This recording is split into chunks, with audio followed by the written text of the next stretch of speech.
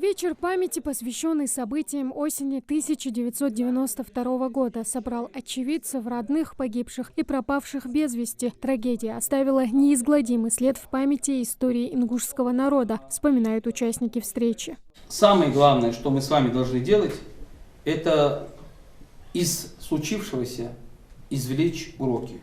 Уроки жизни. Ни в коей мере не забывать трагедию осени 1992 года.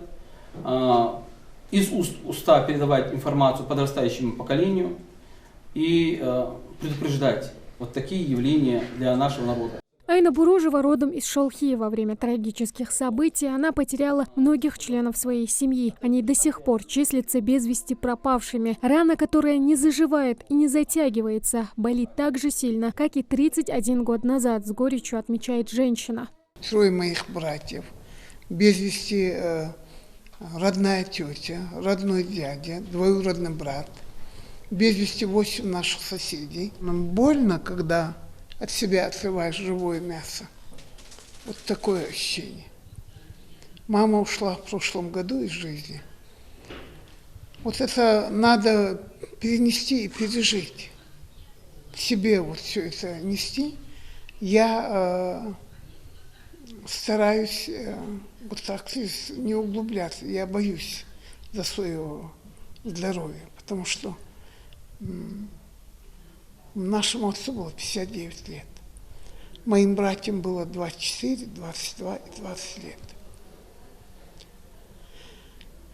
Невозможно без слез, без импульсивного сжимания сердца говорить о них. Невозможно. По данным Генпрокуратуры России, в период с 31 октября по 5 ноября 1992 года в результате вооруженного конфликта погибли 350 ингушей, были ранены 457, пропали без вести 208 человек. В течение нескольких дней были взяты образцы крови у родных без вести пропавших, в том числе и у родственников без вести пропавших осетинской национальности. Были взяты 450 образцов крови родных без вести пропавших.